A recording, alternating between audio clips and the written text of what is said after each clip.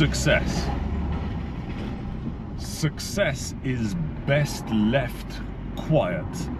Don't tell anybody about success. Nobody's interested in what you're doing. As a matter of fact, a lot of people do not want you to be successful. A lot of people want you to fail. And they really do want you to fail.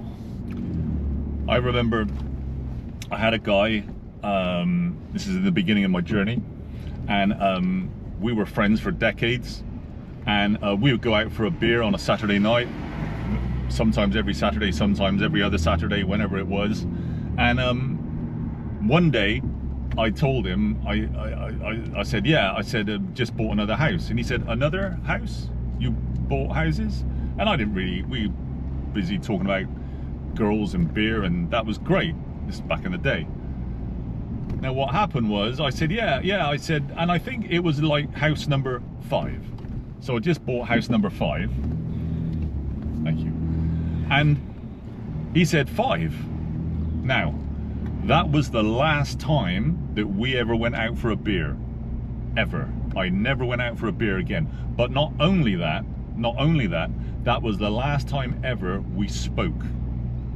I've not spoken since. So my success at house number 5, back in the day, was enough for him to never ever talk to me again. What, you think that's an isolated incident? You think that's not going to happen to you? Now, the people closest to you can sometimes be the people that don't want you to succeed. Now, maybe you have a life partner, a husband or a wife, and they want you to succeed, and that's fantastic, probably because they are part of that success, highly likely. You may get some that don't want you to succeed, but okay. But it's highly likely that they do because they're part of the success. Parents, mums and dads, well, that's sometimes we are far from saying, well, all mums and dads want you to succeed. Well, no, they don't. There are a lot of parents out there that are disinterested, you don't talk to, some they hate. There's this vast array of relationships that people do or do not have with their parents. And so if your parents want you to succeed, that's rare. That's pretty damn rare. Hold on to that. Now, there's other things to that. You may find men are primarily risk takers and women are not. You may find that your father says, if they want you to succeed, this is, that they say, yeah, take the risk. The mother will say, no, don't take the risk. Don't. So instead of saying, well, I'm going to buy another house, highly likely a female will say, no, it's not worth the risk. Let's sell the house we got and buy another house, and then that'll lower the risk. A man, and I know this is not right, but predominantly, for the most part, it is. Men are risk takers, women are not. And I know there's a lot of female entrepreneurs out there, and good on you, and you're doing well, and no ifs or buts about it, brilliant. But you'll find that mums will probably say, no, don't take the risk. They don't want you to not success, they don't want you to not succeed. What they don't want you to do is take the risk. So success and being successful is best left quiet. Don't tell anybody that you've just bought your 3rd house.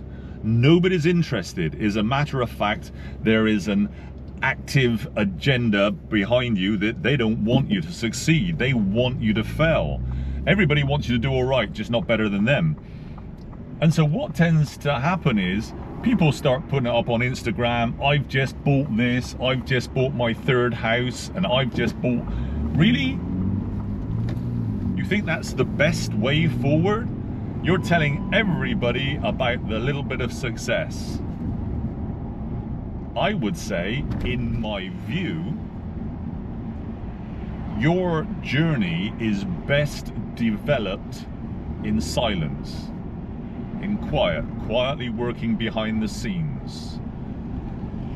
Don't go out, don't even tell people, yet alone stick it out on Instagram that, yeah, just bought another house. And then people start putting out the figures that they're making, you think, wow, okay, yeah, I've just got this house and I flipped it and I've made 50,000 in 3 months, and yeah, this is the way forward. Wow, okay. And it's just a suggestion on my part, when you're building, it's best to build quietly. It's best to keep it to yourself. Tell only the people that need to know. Certainly don't tell, well, it's hard to know who your enemies are, because your enemies can be really close to you. That can be a problem because you don't know who they are. In a best case scenario, people will want you to be successful, and that's fantastic. And then you got all the different levels that people do not want to support you at. Okay, so let's be honest about that. And then right in the worst case scenario, right at the bottom, is sabotage. People will sabotage you. You think, well, really? How are they going to do that? This is not some James Bond film. Yeah, I know. Some guy or some girl sticks up on Instagram, just flipped my house, made 50 grand buying new Lambo. Okay, well, if you got some haters out there, and you're going to have haters, or people that just don't want you to be successful, or people that really don't want you to be successful, out comes sabotage. Well, how would you sabotage that? Well, it's pretty damn easy, really, isn't it?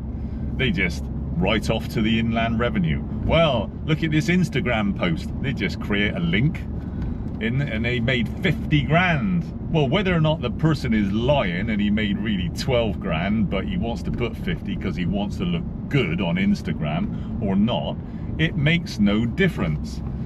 Because somebody then has turned around and said, well, I've made 50,000. And then the Inland Revenue said, well, show us this 50,000 then. And then another instance of sabotage. Well, again, the governmental body, people can report you to different health and safety executives. They can, there's a raft of people.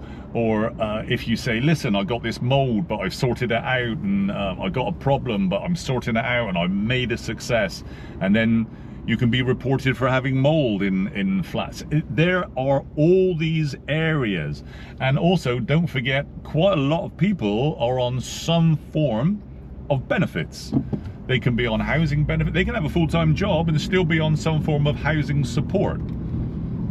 And so if that person sticks up, yeah, just bought my second house, and somebody knows that, and it could be absolute hogwash that they put up, but they do, and then you find that the Department for Work and Pensions gets a call, or somebody's signed, oh, there's sabotage, there is sabotage.